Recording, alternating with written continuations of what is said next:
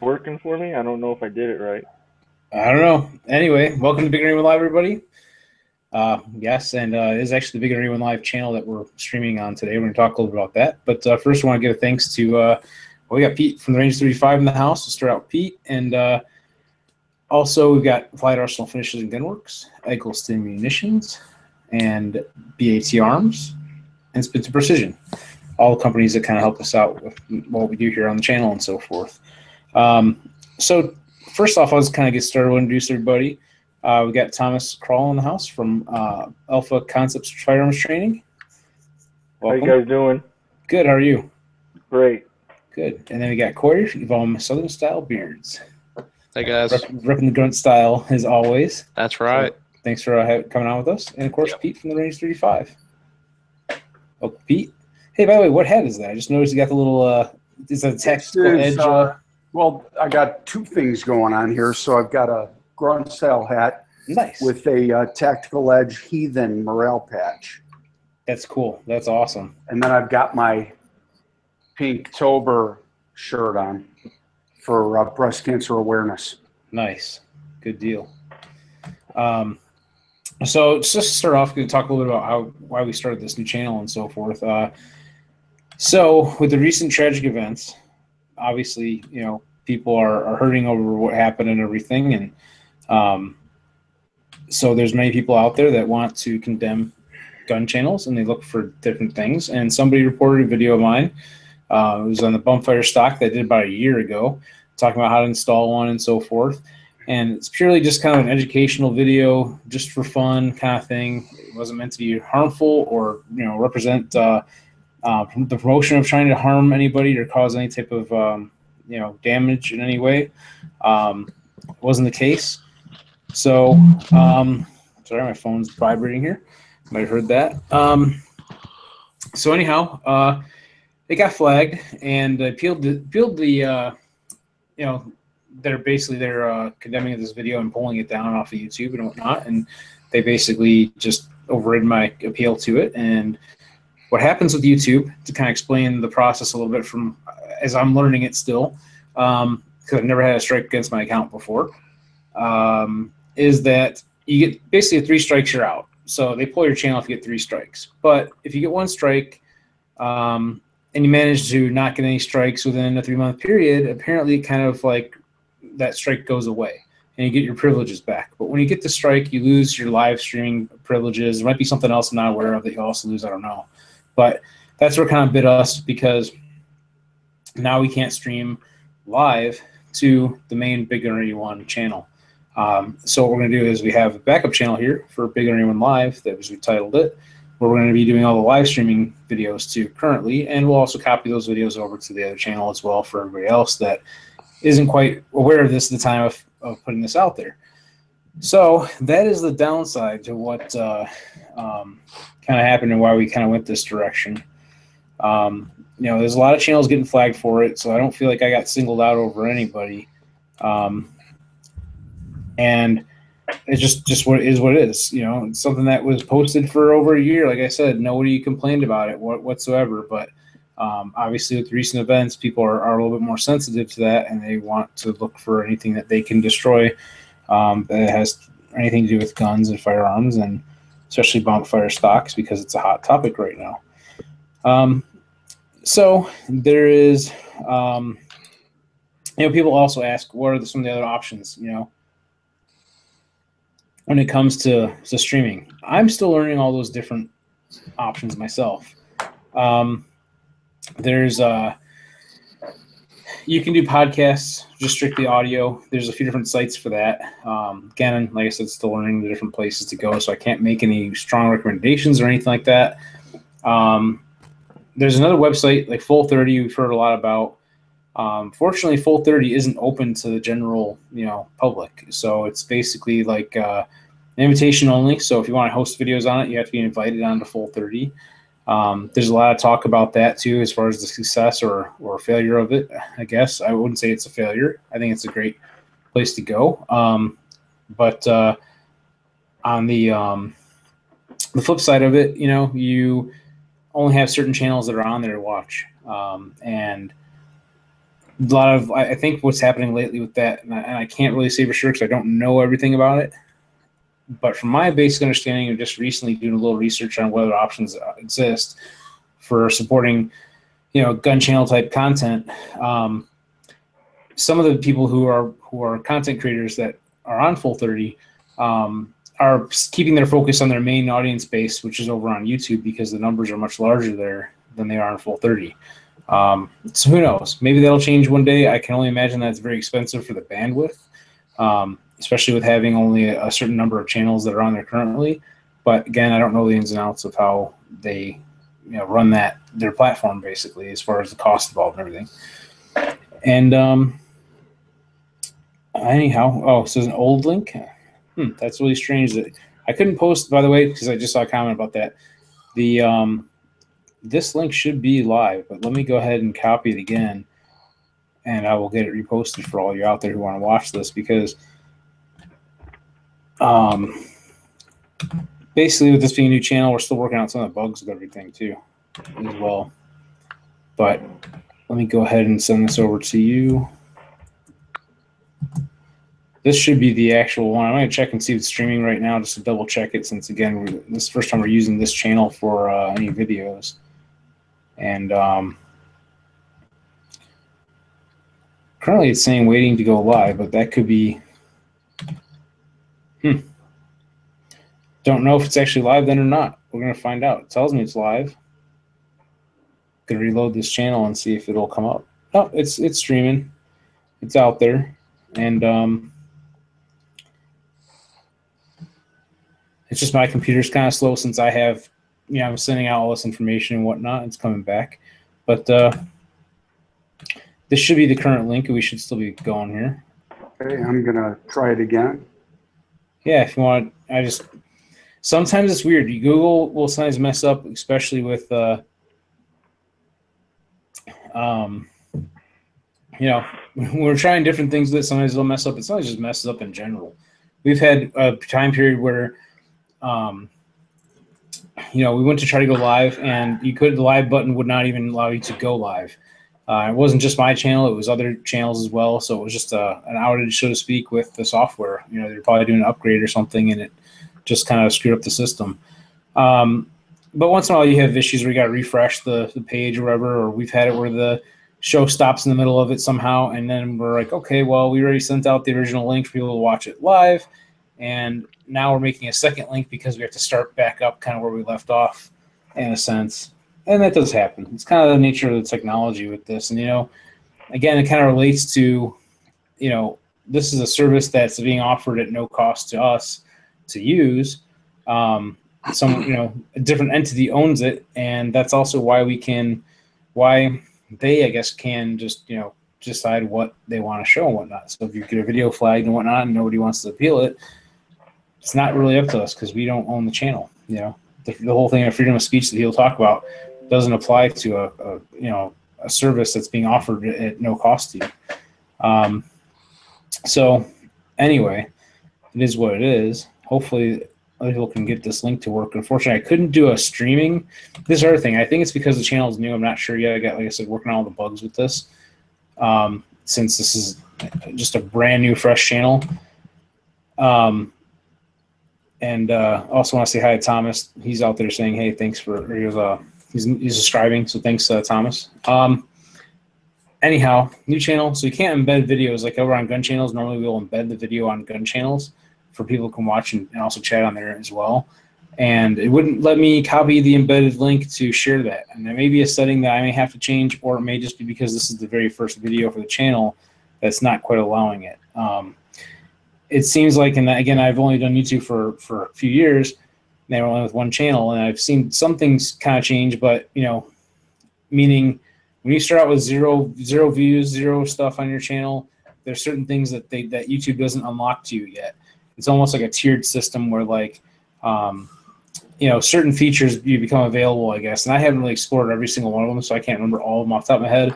Plus, some of those things change over time, even though maybe my channel is from 4 years ago or whatever it is. I forget how old it is now off the top of my head, but some of the technology or the software, the programming, whatever, they change little features of it anyway along the way. So it may be different now anyhow. So anyway, now that I've beaten that whole topic to death, I also had a couple things we want to talk about, some events and so forth. And I wanted to kind of start out with kind of doing, kind of follow up on the Range 35 with the two-gun run. Now, Corey, did you make it out there last weekend? No, I was not Okay. able to. I wasn't sure Hopefully spring. Hopefully spring. Nice. I'm hoping to get up there for like the next one. We'll see how it goes. But I know our friend Joe went, and I didn't get really to talk to him a lot about it, but he said it was pretty cool from the gist of it. So Pete, tell me a little bit about how everything went.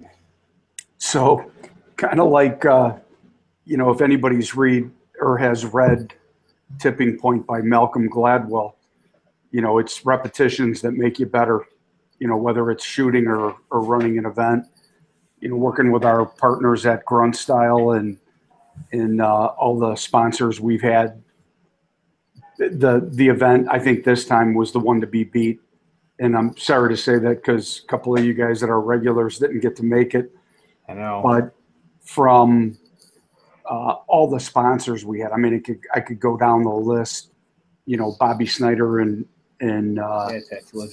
Tactical Edge and Springfield Armory, Hyperfire, there were so many, CMMG, just Four Roses, of course. Just so many good sponsors that came out.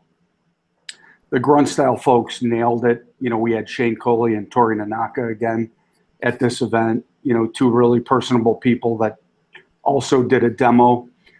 Matt Metzger set up the match. We had a couple of guys, Scott and Ian from Aurora Sportsman's Club, that were our match directors this time. Really nice awesome to have three gunners run the match. They get it. Just from the setup of the stages, like I say, Matt did a really creative job. And, when you think about the stages, it's one thing to get it set up and have a challenging stage.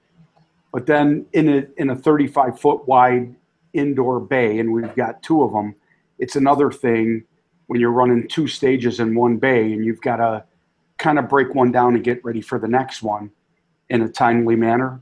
I think it was incredible. We also had some, and I'm drawing a blank right now, but we had, a video decision-making shooting system that was set up. It was good. A lot of people had some time to go in and shoot. Fun to watch Shane and Tori get their licks on that. So it was just nice. A great day. I mean, and it was let's talk about Mission 22 for a second. Yeah. It was for Mission 22, and Mission 22 is their mission is to bring awareness to the 22 vets that commit suicide every day, to kind of create awareness for all the vets fighting PTSD, that it's a daily struggle. And kind of the cool thing was, two of the Mission 22 shooters were 1 and 2 in the pro side of the equation. So that was kind of cool, kind of fitting for those guys, and really good guys, fun guys to hang out with. We had, at this point being our fourth one, it was kind of like a family reunion. So just a really cool event, and hope you guys can make the next one. Prize table was ridiculous. That's what I've heard. What, you had like at least 10 guns maybe now that went? Am I way off? Five or six Glocks, a Springfield XD, 2 CMMGs, a builder kit that Bobby's got. Nice. Bobby and Will from Tactical Edge. Boy, I gotta think. I think last count, I think it was like 9 at least last week or where it was. Yeah, so five or six Glocks, the Springfield XD, the 2 CMMGs, and Bobby's builder kit. So that's at least 9 right there. Yeah. Yeah. Yeah. So that's awesome. I mean, how many shooters total did you have this time? We had, I believe it was around 80, because we had 8 squads, and we squatted up with 10 guys. We tried to, I think Matt had it set up to do 3 pros and 7 amateurs in each stick. So it was somewhere in the ballpark of 80. Wow, that's not bad. Like I said, like 1 in 10 people pretty much probably would have walked away with the gun. Yeah. Yeah. So and they had it, you know, we set it up. Matt came up with the idea in the spring after the last match. Pros, you know, picked from the prize table. For amateurs, it was a random draw. That way, it avoided sandbagging it. It gave the amateurs all an equal chance of winning a great prize. Yeah, I think that's an awesome deal. Especially there's a lot of new people that come into it. And, you know, how exciting is that if you're someone who's maybe it's their first match, maybe they shot a couple matches, they end up walking with a gun. That just really fires you up over it. You know, that's awesome. So I think that's really cool, the whole prize table deal. So yeah, I'm glad that everything went well and everybody had fun and everything, and that's great. A lot of good shooters. The guy that won the amateur division would have placed 8th overall, so a damn good shooter, you know, in his own right. We had guys coming from all over the place. Talked to a lot of guys from Wisconsin. A couple of the Mission 22 guys came in from Oregon. One from Indiana. Like I said, it was, you know, it was like it was almost like running the circuit where you see the same guys over and over again. You know, it does happen that way. Yeah, it was like a family reunion, like I said. Did our friends from MGS Firearms come down this time? No, they didn't. Didn't make it? Okay. No. Oh, that's too bad. Yeah, they're good guys too. Was kind of curious. I haven't talked to them a little bit. So I know you mentioned CMMG as well as a sponsor. You know, they're also involved in the 50 States project. We've got their receiver set and some of their parts for the Missouri rifle build. And actually, one of the coolest things I shot this past weekend at the Iraq Veteran 888 shoot was basically like a full auto CMMG Mutant. So for those who don't know what the Mutant is, I do actually have a video on that from a video from my first time I was taking a look at the Mutant, and from my visit to MGS Firearms. Actually, it's kind of cool. Just made me think. I've heard mixed reviews on that. What do you think about it? Well, I thought it was kind of cool. You know, this one was actually I said full auto, but you know, it is kind of a different animal when you have an AK mag on an AR-15. Have I shot it enough to really say yay or nay? No, I haven't. I can say that the full auto one I shot ran flawless. I mean, I put it this way, ran a full 30-round mag through it. Multiple people did that repetitively with this thing, and from what I could tell, it never really skipped a beat. I mean, it might have at some point, but I didn't see it, and it ran a lot. Definitely noticeable. It's kind of loud. A lot of fun, very controllable. A lot of the full autos are very controllable, but this one is just kind of different, having the AK round in there and 7.62 by 39, and having it kind of set up like shooting an AR. First time I've done that, believe it or not, with that particular with the Mutant. And I guess if you want to call it, it's not really an AR-15. I have not shot an actual AR-15 yet, chambered in 7.62 by 39. Something else on my list, I'm going to build one eventually as part of the 50 States project as well. But anyhow, they had some nice stuff out there with CMG and a lot of other companies that were also there. One of the things, that was one of the highlights, a couple of highlights from this event for me personally. I got to shoot a Golden Boy, the Henry Repeating Arms Golden Boy, the 44 mag. It's something that's been on my list for a while. I wanted to try out. That thing is pretty sweet, pretty accurate too. Shooting at steel. There are steel plates at 50 and 100 yards. Nailed them. I like it. Very nice setup. It's on my list of things I like to own at some point in time. Second thing, I got to shoot a. I'm not sure what diameter it is. I'll probably say it all wrong if I even tried. But Atlas Defense brought out a. I guess you can call it a flare launcher or like a grenade launcher. I'm not sure. Basically, one that mounts like an AR, or basically mounts an AR. So they had basically like kind of like big paintballs, so to speak. I think that's pretty much what they were. Anyway, I couldn't tell at 100 yards, but splattered and made it like orange or yellow, wherever it was. They had that was pretty cool. I saw someone shoot one, and it's the first time I ever had to try one. I'm like, how's the point of aim work on this? Because it's kind of different. I never shot something that has like a EOTech on the top, and you know, this thing's mounted under the barrel, and like, how high am I wanting to aim with it? Because I don't want to shoot it over the berm kind of thing either. And they had a couple cars set up downrange, like partial cars, like shells and stuff for people to hit.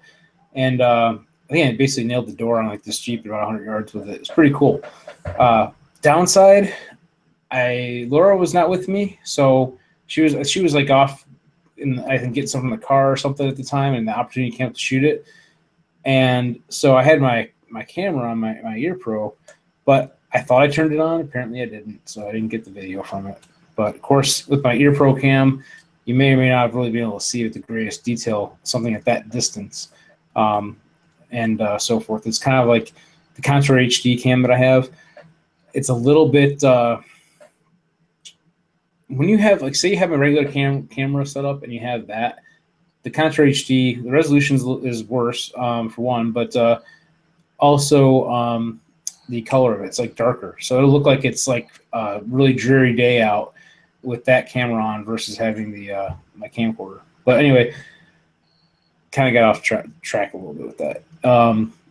Pretty awesome event. A lot of cool people there. You know, obviously met Iraq Veteran 8888. You know, Eric, met him before, previous to this, obviously. But him, Mr. Guns and Gear, Hank Strange was there. Such, saw Such. Who else? Big Daddy Hoffman, who's actually out here in my neck of the woods. Hung out with him a little bit. Really, really nice guy. What else they had there? They had a lot of cool stuff to take in. Kind of doing basically a little recap on it, which I put together a video that's about 10 minutes long of just all the stuff that we were shooting pretty much, and a couple other clips mixed in.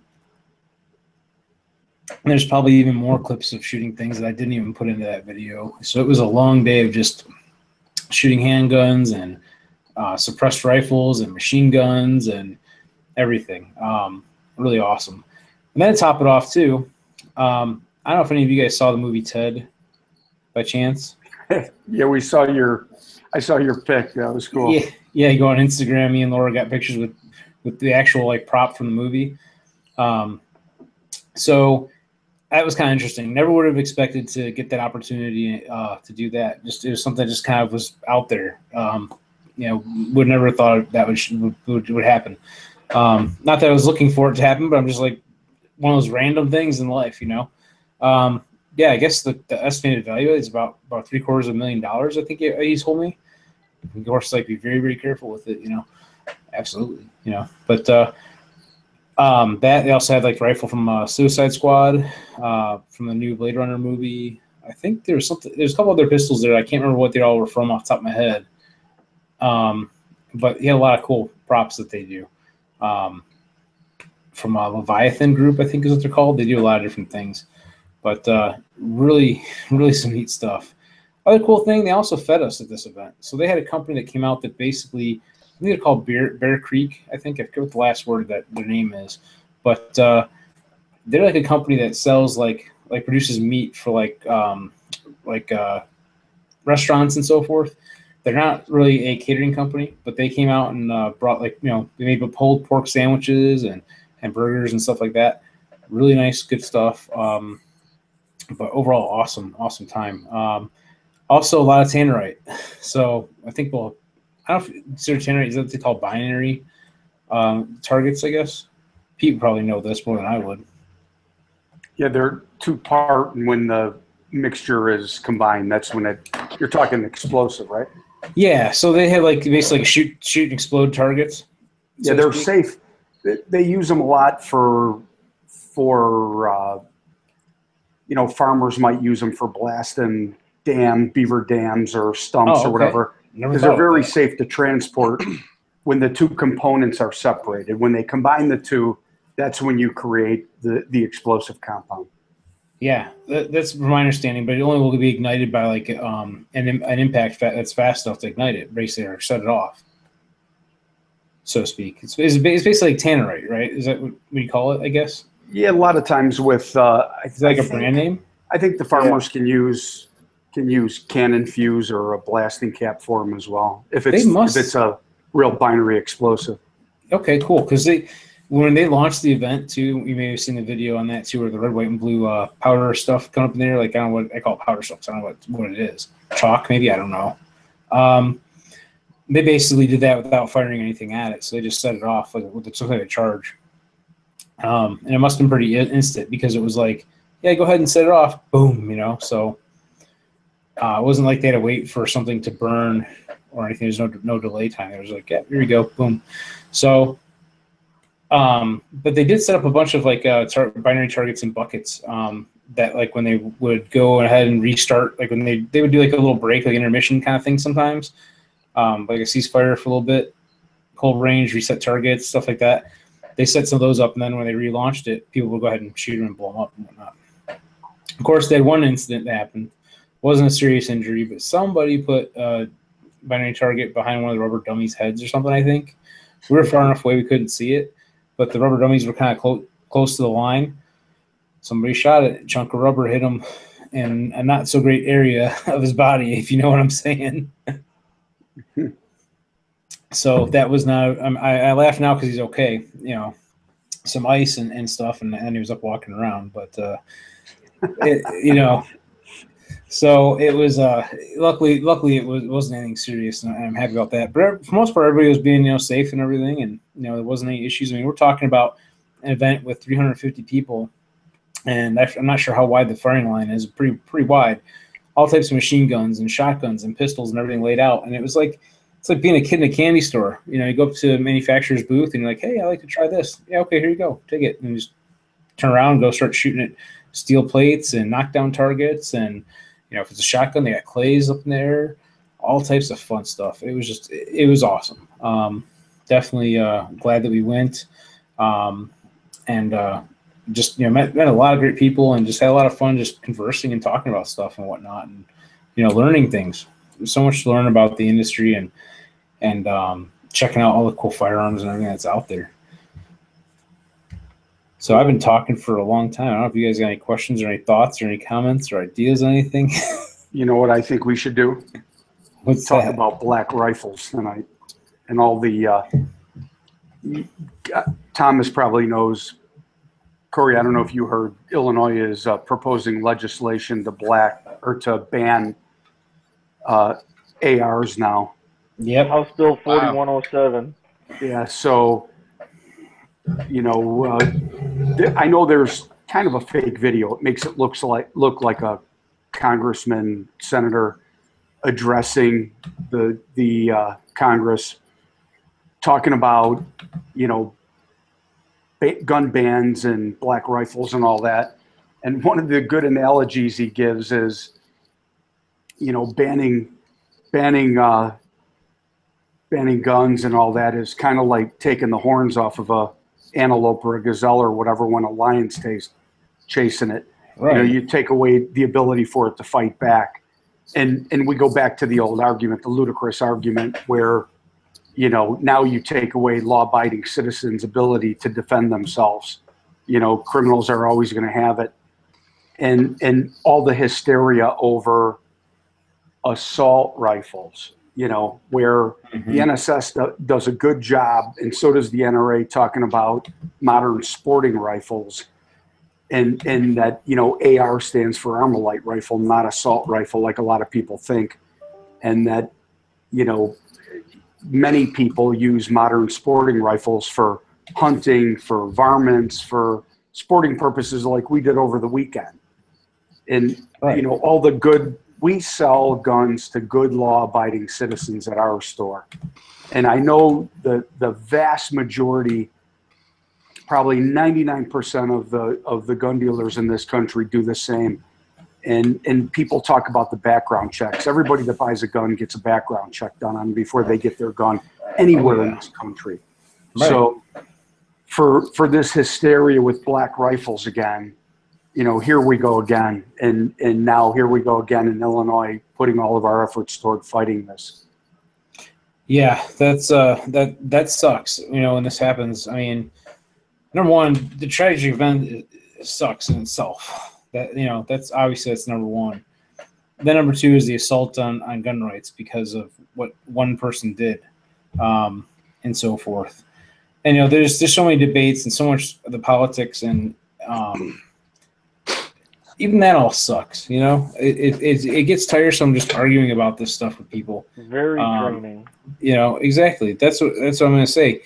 Very draining. Just it's like a futile argument in some cases. But yes and no. I'm not saying it's not a worthy cause to fight. It's not at all. I'm just saying it's just seems like we're always back to the same thing, always fighting all over again, and so forth. But that's why I hate politics. It breaks up friendships, and it's just it sucks. But of course, what other way can everybody who wants different things come together to make society function? I guess. Yeah, I'm sorry, sorry. Corey. No, I just you're want to fine. say real quick. Obviously, what happened in Vegas, we all agree, is a terrible tragedy. But I hate to be cliche. Prayers are certainly with everybody in Vegas. I mean, all the hundreds and hundreds of families and people that are affected in an evil way by this. However, it's always a good guy with guns, with a gun or guns, that stop a bad guy with guns, and it's the best method. And you know what? Guns aren't going away. Go ahead and try to do the Australian gun takeaway, and guns are going to pour in from the poorest borders. And what are we going to end up with here? A bunch of victims. Exactly. And you mentioned Australia. You look at some of the stuff that's out there now that criminals are using in Australia, and it's amazing. Some of these guns that they're building from scratch are not too far away from a production type firearm. It's crazy. How they're putting these things together. Hundreds of years old technology. It's not something you can uninvent.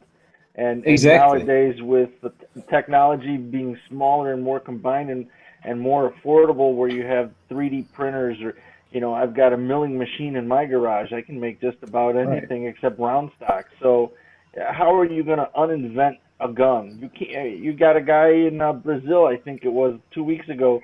He made a semi-automatic pistol. He used Coke cans that he melted down for raw material, and he made a pistol out of Coke cans. Hey, there's a guy who just made an AR-15 receiver out of Coke cans, same way, sandcasting it. Absolutely. In high school, I learned how to sandcast. So I mean, come on. Sorry, Thomas, go ahead. I was just going to say the idea that any sort of gun ban will stop a criminal or a terrorist from having a gun is just absolutely ludicrous. It's only going to stop law abiding. And we have example after example after example in countries, Venezuela, Japan, Australia, where the Philippines, where there's just a huge black market. These guys are making 1911s in the jungles out of scrap metal. I mean, literally. And people think that a ban is going to stop criminals and terrorists from having guns. They're just fooling themselves. Right. Well, and people talk about the gun deaths in the United States. The vast majority of them are suicides. Somebody is motivated, God forbid, to commit suicide. Not having a gun isn't going to stop them, unfortunately. So Corey, you probably know the stats on that, Corey. It's very weird. I sat through a presentation the other night, and I got my handy dandy suicide prevention certificate. And the number one place to try and attempt suicide, and it's somewhere in the States, and you guys, some of you might be aware of this, but it's the Golden Gate Bridge. Wow. Over 2,000 attempts at suicide have been taken from the bridge, and only 1% have survived. And I think a total of, I'm going to say, around 19 people have survived. And that's, I forget even how tall that bridge is from the water, hundreds of feet. And it's literally like less than a 7-second drop. So literally, when someone tries to go over the edge of the bridge, what's the first thing that someone thinks of is, holy shit, what am I doing? And you only have a matter of seconds to think.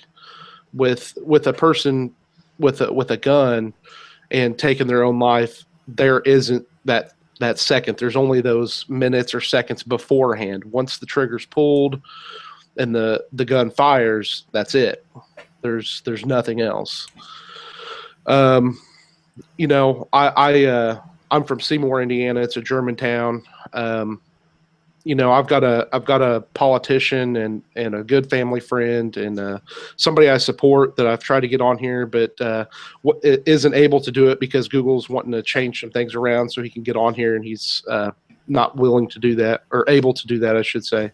But this weekend I went and during the Oktoberfest parade, I kind of campaigned a little bit for him and advertised. I wore one of his T-shirts and stuff, and he's introduced the Indiana bill for the right to constitutional carry. Nice. So he was on later Saturday night and had on a radio show and had a discussion with a Democrat who, you know, was kind of opposing the bill. You know, it's very difficult. You know, we have a right to, you know, bear and keep arms. You know, it's a 240-year-old document that states that. Obviously, there can be laws and things put in place to make it well known or adjusted, but you know, those are freedoms that have been in place literally for that long, and you know, they're not going anywhere. Right. I mean, it's just plain and simple. I mean, if you know, we had an issue a couple years ago. It was either last year or the year before last, I think, where a guy was going through a mall and he was stabbing people with a kitchen knife. I think I said something last time about it. You know, what are you going to go and ban knives, plastic utensils? I mean, anything can be considered a weapon. They're trying in England, though. That as ridiculous as it sounds, that's what they're doing in England. Yeah, I mean, anything you pick up is literally a weapon. A key that starts your car, it's a weapon. It's a stabbing utensil. I mean, literally. Well, I'm looking at Center for Disease Control and Prevention.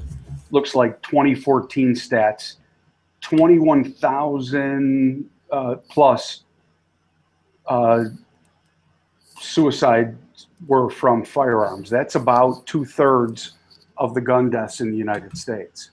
So unfortunately, those people are motivated to do it in one way, shape, or form, which is a tragedy.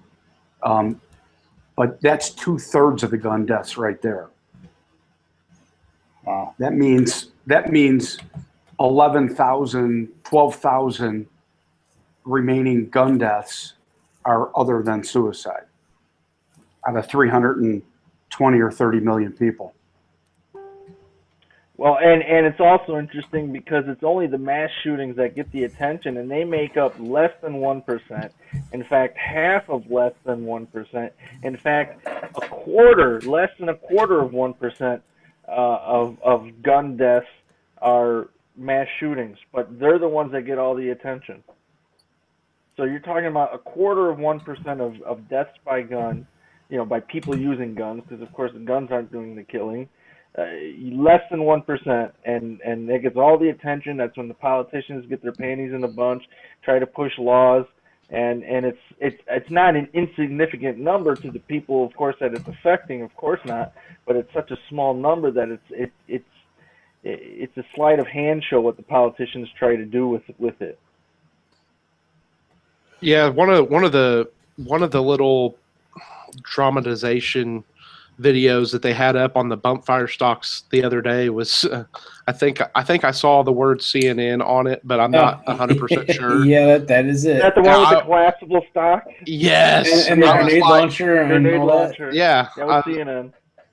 I was like, man, if you guys really want to pass laws, you got to show the smarter end in your brain, because this is definitely not it. Here's the thing, though. People who are non-gun people don't know that. Yeah, they'll believe anything they see. Exactly, yeah. And that's part of why I like doing this stuff too, because it's like, you know, whether someone who's not in a firearm sees it or not. I mean, still, the video exists of us talking about these things. If someone cares to watch or not, it's out there at least. So help inform people, you know, if we can. And I do that all the time. I talk to people about different things and stuff. And, you know, again, this kind of goes back to the whole mainstreaming of firearms in a sense. You know, in today's society, like, I don't have a problem talking to people about like my hobbies and things that I do. Especially in the South, it's not as looked upon as like, oh wow, you're some gun nut. People use that term almost as an endearing term a lot of times. But you know, have that open discussion to help people learn a little bit about it. I mean, I've had people that I've worked with ask me some questions recently that were kind of interesting, you know. But I try to help answer them. You know, you get a lot of misconceptions with firearms because people just, it's not that they're not intelligent. It's just that they just don't know. They don't have that information. They haven't been experienced it. So, not that it's my job to teach them this stuff, but I would like to help people learn if I can. Hopefully I'm explaining things in a proper manner and helping people learn things properly and all that kind of stuff.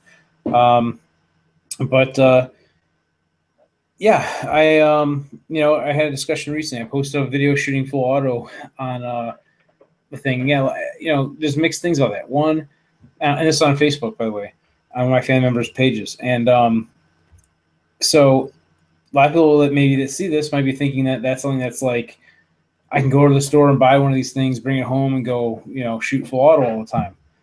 This is not the case. You know, obviously the place I was shooting it was in a controlled environment, so to speak. You know, it was, you know, at a range and so forth. It wasn't out there like anywhere else. But just kind of bringing that to the table to discuss with people that don't know about these things in an appropriate manner, I guess. I don't know. Yeah, maybe me posting that isn't an appropriate thing. I'm not really sure, but you know, I just do what I do as a person, I guess. You know, I can't put it any other way. Hey, Rick, how could you know 6 months ago that some nut was going to use it in shooting like this? I mean, oh, as far as the bump fire stock? Yeah. Yeah, like when I posted that video, yeah, I didn't know that. But would it change me from posting a bump fire stock video necessarily? I mean, there's two ways to look at that too, and that part of it. You know, say I just bought one and then this tragedy happened. I may not want to put that video up right away just because there's a lot of people who might be sensitive to it in some sense, and just wait a little bit. I'm not sure. Some people want to capitalize on it right away. They want to get the video up and get all the views and everything for it and this and that because it's a hot topic right now. I probably would stay away from doing that just out of respect for a little while. Well, especially with YouTube rules and the way that things go that way. Yeah, if you look at it that way, if you're worried about things getting banned, yeah, if that's your sole purpose, to stay away from losing your channel altogether, yeah, that's one key part too. So, you taking all those things into consideration, I might wait to post it. Like right now, I took my other video down. I had two videos. One, how to install it. That's the one that got flagged, and then I didn't.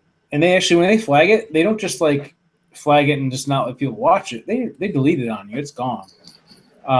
So unless you have a backup somewhere, and this is something for those that maybe just starting out with YouTube might want to take note of this.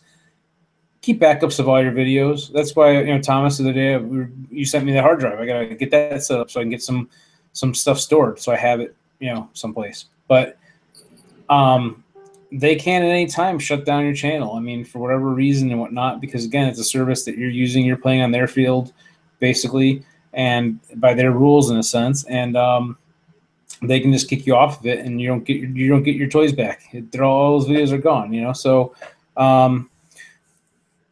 anyhow, well, that's the whole reason that Hickok 45 went to full 30. And I got to be honest with you, I think the quality of the videos on full 30 are fantastic. Oh yeah, it is really nice. But I mean, yeah, like we were saying, it's an invite only, so that's the downside of full 30. So, not to kind of go back on that again too, is that I think full 30 right now, from what I've been seeing or hearing from people discussing, is that a lot of content creators are still updating their YouTube pages first before they update full 30 because that's where their main, you know, bread and butter is at, so to speak. And I say that in terms of their viewership. The big channels are channels that like Hickok 45 and all these other big guys, like you mentioned, they have deals with different companies. I mean, they do. I mean, they I'm sure they do honest reviews and everything. They give a nice overview of the firearm and all that, and all their channels are unique and different and great, and it's entertaining and educational, and there's nothing wrong with that. But they also have to, provide those views and so forth. So YouTube probably is still, it would make sense to be the first place that they would update first before they go to a secondary source like Full30. But again, I don't know everything there is to know about Full30. I don't. So don't think I'm knocking it anyway. I think it's a great idea. My whole dream would be to see a website that would be open to all types of gun content, so to speak, and maybe it has its own rules with it too, in some regard, but something that is not so much an invitation, but open to people to use, but still have guidelines and some rules and stuff, obviously, because without rules, then you get all types of junk that goes on, I'm sure. Yeah, just something that's separate more for gun people. I mean, like, you go to gunchannels.com, and it's kind of like the Facebook for gun owners in a sense. You can have your own page on it. They have a live chat that's 24/7. They do Google Hangouts like this all the time, so people can hang out and talk guns, which is neat. But they don't host the videos. So you can have all your YouTube videos kind of categorized and broken out on gunchannels.com on your pages, but they're still hosted through YouTube. The hosting is kind of the key part of it. To host videos that are especially high definition videos, the amount of data or bandwidth and all that kind of stuff, that part gets expensive from my understanding of it. Especially if you have people constantly downloading these videos, that's going to take a lot of bandwidth up and everything. Things I don't know about, but basicness of that whole tale is it would just be nice to have a service like that, like a YouTube for gun owners in a sense. And I think a lot of people are hoping that Full30 was like that, and a lot of people have that misconception right now. They're like, "Oh yeah, just join up with Full30." I can't. I'm not invited into it. I'm sure they have certain criteria of how many views you get, and how big your following is, and how good your content is in a sense. Because I don't rate my content as the top tier content that's out there. Obviously, I'm not. I may never be. Top tier guest, Rick. Yes, thank you. Yeah, I got Thomas Kroll in the house, and Pete Negro and Corey, of course. We do. Right. We actually do have. I'll tell you that. Seriously, though, we do have a lot of good guests for the weekly show. Definitely. I never know how it's going to go. I always say this like almost every week, probably, or if not every week. Sometimes I don't know who last minute what we're going to have on, what we're going to talk about, and so forth. And it's always a surprise. I've got some cool people that contacted me just today that we may be having on in a week or two to have on the show. We've had all types of people. Tam, not that long ago, we had Brandon K. Hampton from Better Call Saul, on the show. That was a little different. He's not a total gun guy, but we had an open conversation with him, and it was fun. And he was cool and open to talking about it. Exactly. Yeah. I think we might help clear up with some misconceptions that he might have had on some things, maybe. And I think that was just cool. We had I forget. I'd have to go back to even look through it. Just different people from all different aspects of the firearms community that we've had on here, and it's been a lot of fun to do it every week. Sometimes I come home kind of tired, and I'm just like, oh man, I don't know if like today. I'm thinking maybe a half hour we'll be done with this thing because I don't know what we're all going to cover and talk about because realistically, some of the bigger channels that come out there, like We Like Shooting, for example, they have a nice outline that's already laid out. Outlines are nice. They're very helpful. One day, I'll probably get to that point of doing an outline for the show, if I want to keep improving it, I guess, in a sense. But for right now, it seems to be working and having fun and just having people come out and just have casual conversation related to events, firearms, all types of things with that. Like you said, sometimes we do a little bit of politics, but we try to stay away from that because politics kind of suck in general. Nobody wins. Nobody's happy with it in the end, generally speaking. So anyway, That's about what I got for tonight. That's all I had to say about that. That's it? Yeah, I don't know. I'm out of gas. So, if you guys got anything you want to add in tonight? Heck yeah. Go ahead, Corey.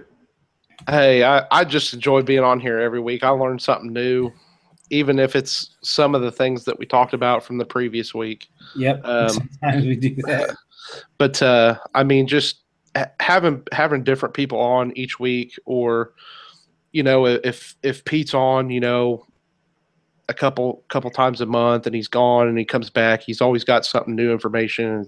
So's the same with Tom and everything. So everybody's got different information every time they come on. So that it's always good to have new information to build into your skills and your abilities too, so you can learn from them. Well, and I'll say this too, guys. Seeing people come in the store every day, it's a cross section of society right now. Absolutely. There's people from 21. Thomas knows too with concealed carry.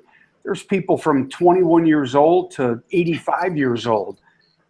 People in wheelchairs, walkers, healthy, fit, probably liberal to conservative. People want to defend themselves nowadays, and it's a cross section. It's a real diverse cross section of our society right now that either enjoys gun sports, shooting sports rather, and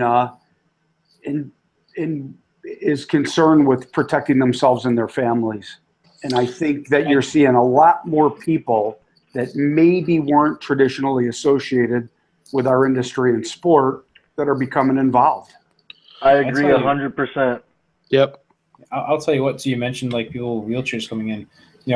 Part of my day job, I deal with people, big part of my day job, I deal with people who are in wheelchairs. You'd be surprised how many people in wheelchairs carry firearms. Well, they have to. I mean, if you think about it, they're at a disadvantage. They need that little bit of help. They're not going to win a fist fight. So why wouldn't they, get an equalizer on their side? Well, and you know what? One thing we did too at the range at 355, every one of our booths is ADA compliant, bench height, width, accessible to wheelchairs and that. Two of our lanes, as soon as you come into the airlock doors that go into the range, two of the lanes have controls that are lowered and accessible. And when we have people that come in and say, hey, I need to, I've got mobility issues, I need to sit in a chair, or can I qualify from my wheelchair? Hell yes, everybody's got a right to protect themselves and to have concealed carry in Illinois. Right, absolutely. And in the other 49 states and that's right. Yeah. We're representing 3 states here: North Carolina, Illinois, and Indiana. War has been going on since the beginning of time. And it doesn't matter whether it's war within inside our own nation, with other nations, within inside our cities. No, violence is violence, and it happens everywhere, and it happens day to day, and nothing's going to change that. But the more problems that we have, and the more laws that influence the change for good people to have rights to stand up to the bad and the violence, it's really going to start getting hectic. It really is. It's like you said, violence has been going on for all time. And I try to explain to people that banning an item won't solve the problem because they're focusing on the how and not the why. Mm-hmm. And until you focus on the why things are happening, you're not going to be able to fix the problem. You're putting a Band-Aid on it. And it's not even a Band-Aid that's going to help. It's a Band-Aid that's actually going to make things worse. Mm-hmm. Evil lives in the heart of mankind. It doesn't live on the blade of a knife. It doesn't live in the chamber of a firearm. It doesn't live in the pail of fertilizer. All these things can be used as a weapon, like you said before, Corey. I tell people in my concealed carry classes when we're talking about mindset, I say you are the weapon. Everything else is a tool. And it's how you use that tool that determines, is it good or bad? It's you that's good or bad. So going back to that analogy, it's people. Mm-hmm. You have to fix people. Don't worry about fixing guns and banning, accessories and like in England banning knives, and none of that is going to make a difference until we figure out what exactly is the problem. Why are people hurting each other, and how can we stop that? How can we make them no longer want to hurt each other? Because for as long as they desire to hurt each other, they shall hurt each other one way or the other. Period. End of story. That's all that can be said. Mm-hmm. Someone's going to probably invent a pill for that one day. I'd like to take it. The pill to stop hurting people? Yeah, basically. I mean, that's kind of how it goes, right? There's always these medications they use for different Hopefully, it things. makes me sleep too. Yeah, right. Yeah, we're always up late. But anyway, I guess we'll kind of wrap things up. Speaking of it being late and whatnot. So yeah, good discussion tonight, everybody. I appreciate you being here with us. Yep. And we're going to get this transferred over onto the BigGunner81 channel here shortly too as well. Probably by sometime tomorrow. Again, because we had this whole strike against the original account and everything, so started the second channel, and I'm kind of thinking going forward I might leave this channel up and use this as the primary channel anyway, just for primary channel for the live show anyway, just to kind of keep all those videos separated, and then I can still upload them to the other channel as well, so we got on 2 places for everybody. Kind of seems redundant, but that's kind of also the name of the game, because when one channel goes down, if you can keep your other one up on YouTube, hey, great, wonderful. Otherwise, again, we're back to looking at different options for hosting this. And there's been a lot of people talking about podcasts, and that's one of the things I've said it before, and I'm kind of looking into down the road doing is stripping all the audio from these episodes and stuff and putting it into a podcast form someplace. Because actually, believe it or not, I've heard this more than 1 or 2, 3, 4 times, whatever it was. Different people listen to this like kind of on the go. I've had people where they download it into just an audio file, and they'll listen to it in the car, believe it or not. That actually flatters me a lot. I think it's awesome that people are doing that. I appreciate that. Appreciate the support, and you all want to listen to what we have going on. That's awesome. But needless to say, to help facilitate that a little bit easier for some people, I'm looking at different options on taking all those audio files and putting them into episodes where people can stream them off of just from the raw audio only, a part of it, to enjoy it as a podcast on the go and whatnot when they're doing something else. Like I had someone tell me they're doing reloading one day and they just have it on in the background listening to what we have to talk about. Very cool. Plus we don't have a lot of commercials and things like that mixed in with this. Granted, we have a couple companies that help us out with some things here and there. And I appreciate all of them, Spinner Precision, Applied Arsenal Finishes in Waterman, Illinois, Bad Arms, Ranger 35, Eggleston Munitions, and I'm probably forgetting somebody, and I'll remember it later on and add that in the description below the video and so forth. But anyway, again, appreciate everybody watching and listening. One last quick round of the room here. If anybody has any final thoughts they want to add in there, I'll go with Thomas first. I'm good. I said Cool. my piece today. Awesome. Well, thanks for joining us. Corey, Thanks, you got Jay. anything you want to throw out there? I'm with Thomas. I've done it all, dude. Website address for Southern Style Beards? Almost. Oh, it's not up yet? No. I keep thinking it's up. No. Coming soon. I've got I had a few demos on new fresh logos today, and Oh, cool. I didn't really care for them, so we're going back to the drawing board. That's one of the toughest things in business, to figure out what logo you want to go with and finding the right artist to do it, because it's just really something that's kind of like, yeah, I mean, it's an art form. It is what it is, Yeah. So it's something to kind of look at and kind of say, hey, do I like this or not? But Yeah. I tell you what, simple story real fast. The BigGunner81 logo that you see on the channel and stuff, that was done by a gentleman named James Mason, who's a friend of mine who does marketing and things. He just offered to help me one day and made this up for me. He goes, I was looking for some kind of logo. I was looking like maybe, hey, should I do an outline of my face or something cartoon shaped or something goofy? I'm like, I don't know what to do for a logo. And he's just like, here, check this out. I'm going to put this together for you real quick. Just make it a simple font. And it was like, perfect. I love it. And I'm so thankful for him helping out with that too. Sweet. And thanks again, Corey, for hanging out with us. Always. And Pete, you got anything you want to throw out there? Yeah, I just want to say I like Corey's logo, and I love yours too, Rick. And we're finally getting we're a Dylan reloading dealer. We're getting all of our reloading supplies up. So Awesome. next couple of days, that'll all be in the store. Stop in and see us. And if you need to reach Corey, just send me an email. I'll get back to him. Okay. Hey, and Nice. always good to be with my brothers in arms here. Yeah. Yes, You got thank it. you for joining us. And again, for tonight, thank you all for watching. Until next time, have fun shooting.